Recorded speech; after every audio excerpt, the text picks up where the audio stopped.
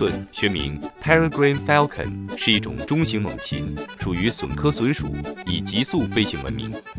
它是世界上最快的鸟类，也是动物界速度最快的生物之一。它在俯冲时速可超过242英里小时。